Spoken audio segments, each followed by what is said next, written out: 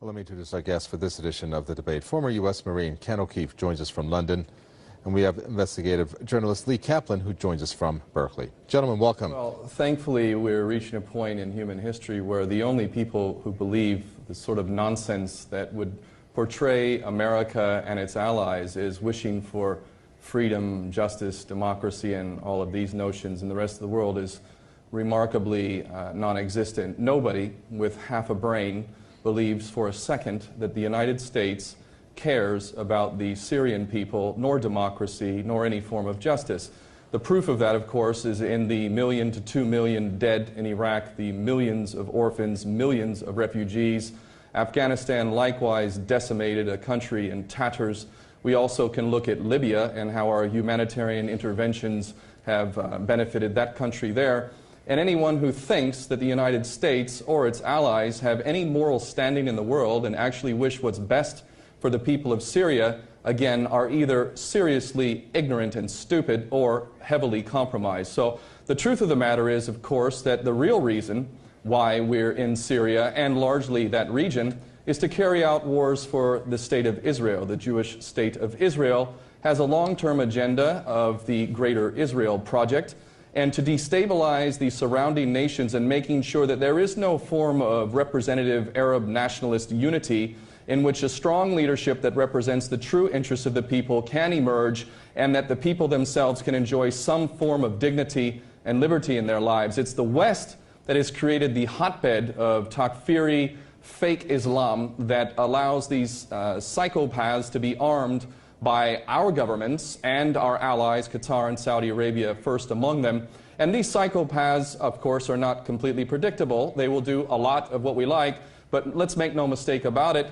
These people are nothing more than Frankensteins that we've created, and it will come back to the West. And this is one very last point I need to make in this regard, is that that's actually part of what the Western agenda wants. When these psychopaths return to the West, we will then use their violent actions back in London or in America or other parts of Europe to justify even further draconian laws so that our governments can become even more tyrannical and the concentration of power can become even tighter. So they know this is going to happen, and those of us who have any kind of intelligence whatsoever can see this as it's happening. Lee Kaplan. Well, he's misinformed and he doesn't have his facts straight. Number one, he's talking in favor of the Bashar Assad regime, which of course isn't for liberty or freedom or even for the lives of Arab people and civilians. He talks about 2 million dead in Iraq, but he ignores Saddam Hussein's murders of millions of his own people and millions of Iranians killed in the previous war. He used to have the largest army in the Middle East there, and torture was a normal fact of life. Mr. O'Keefe actually was a proponent of Hamas, which today, even in Gaza, there is now a revolutionary movement called Taliban of Arabs there who are opposing Hamas. I'd like to point out also that he accused the Israelis, and partially even me, I suppose, of killing Vittorio Arrigoni, who was an ISM activist.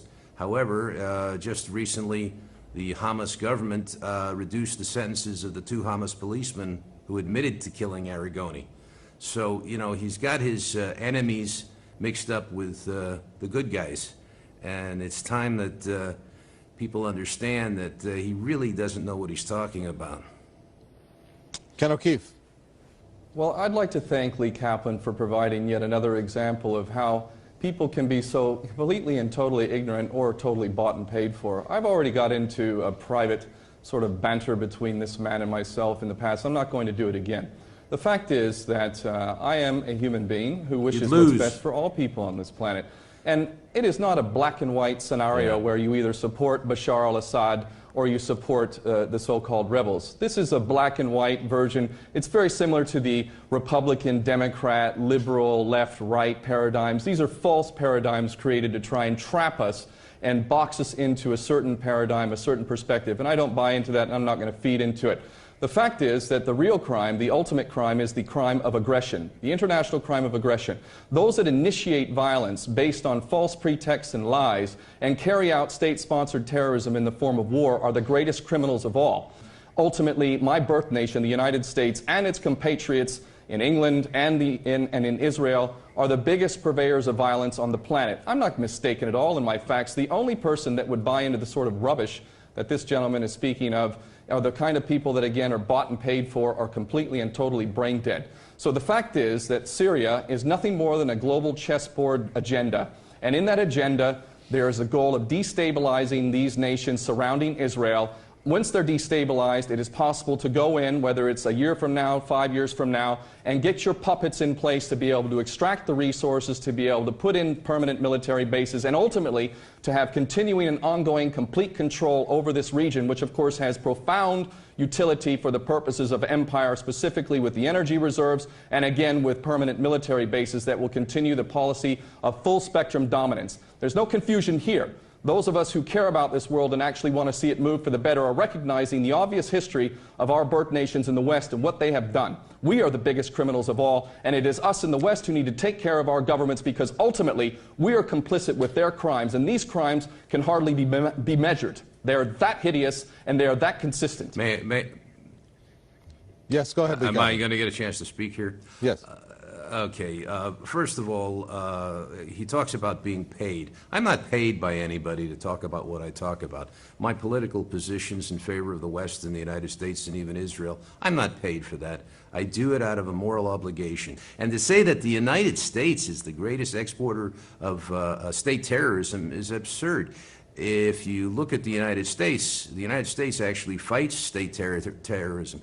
Bashar Assad has been one of the major supporters of state-sponsored terrorism throughout the world. And he also gave a home to Hamas and to assorted terrorist groups before he finally reached the point where things caught up with him, which is what's happening now.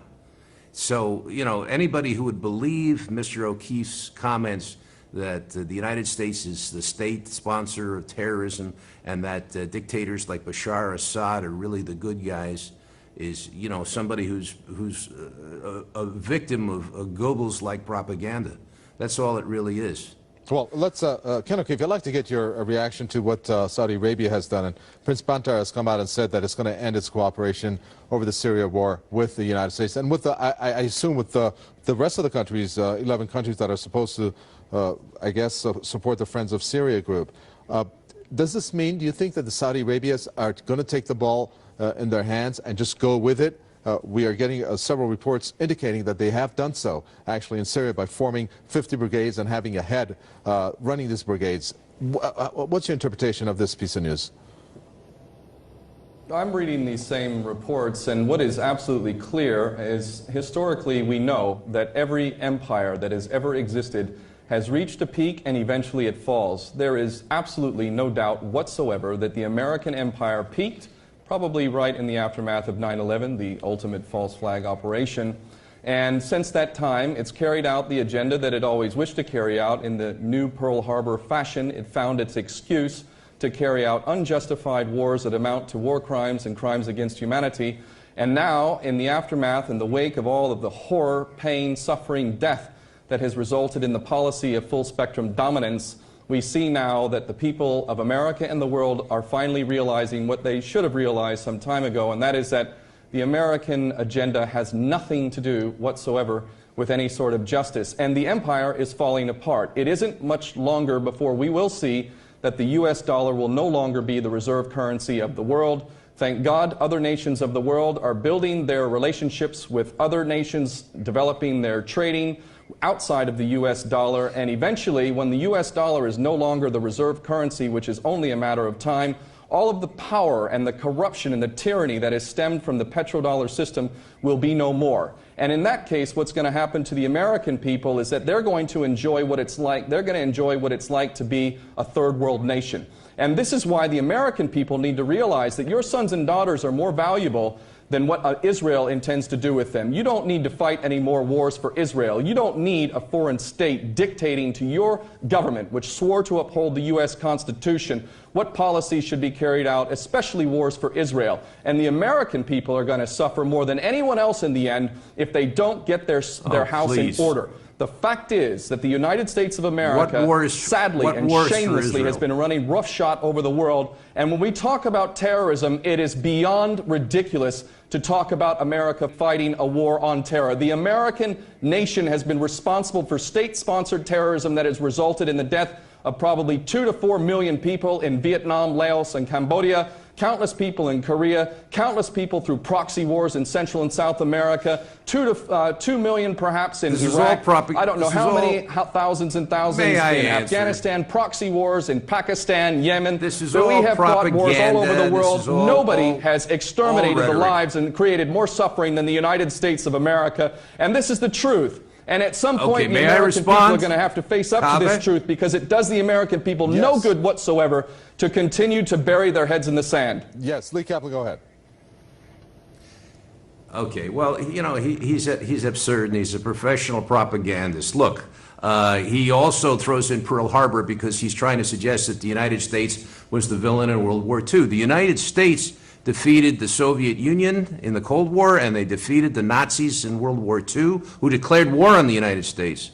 They also defeated the Japanese, who attacked them. As far as his saying that 9/11 was an inside job that the Americans did on themselves, he's ridiculous. He sounds like an idiot. But I think most people in the United States would disagree with him. Ken O'Keefe, let's move on here. President Assad, in a recent interview, raised a few questions. I'd like to get your answers to these questions if you can. He said, which forces are taking part regarding the Geneva II coming up? He said, what relation do these forces have with the Syrian people? Do these forces represent the Syrian people, or do they represent the states that invented them?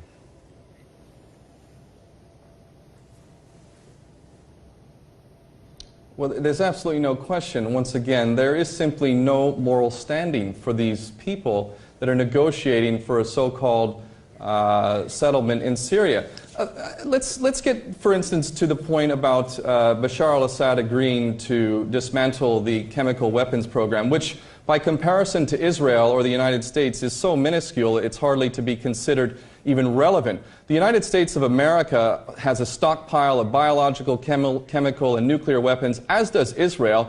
Why aren't Israel and the United States disarming and dismantling these stockpiles of weapons? Syria, for all the crimes it's accused of committing, isn't even in the same league as Israel or the United States in terms of using weapons of mass destruction, even if you were to blame every single death in the Syrian conflict on Bashar al-Assad, which is completely ridiculous. But even if we were, it wouldn't even come close to the amount of people who have been slaughtered and the lives that have been destroyed by both the United States and Israel and their British partner, who helps legitimize every war crime they commit. The fact is that Syria teaches us one lesson that is extremely important, and this is a very, very critical point for people to understand. The propaganda has been incessant, it has been nonstop, and it has been telling the people of the world over and over and over again about the new Hitler, Bashar al-Assad. And it has been doing everything in its power to manipulate the people into yet another war. And you know, all it took to stop the British Parliament for voting for another bombing campaign, and even preventing the US Congress, which is the most sycophantic, disgraceful, traitorous body of government on the planet. They weren't even allowed to vote on this subject of bombing Syria, because you know what? The people simply don't buy it anymore. And that is the power that we have as people. No longer do we need to allow these corrupt governments to carry out policies of unending war. We don't even need to protest it. We simply need to see the truth for what it is and not give our consent. And if these prostitutes and if these traitors want to try and carry out the policies that they're carrying out with 90% disapproval ratings, let them do it, because it will be the end of them forever. The time has come for the United States and other Western governments to have representative governments that actually represent the will of the people, and the people around the world do not want war. They do not believe that bombing other nations is going to make the world a better place. Okay, we're going to unfortunately have to end it there. Thank you very much, former U.S. Marine Ken O'Keefe there from London. And Lee Kaplan, thank you very much, investigative journalist talking to us from Berkeley. And thank you for watching another edition of The Debate. Newsroom at PSTV.ir for any comments or suggestions. From Mika Vatahway and the entire team in the capital, Tehran, it's goodbye.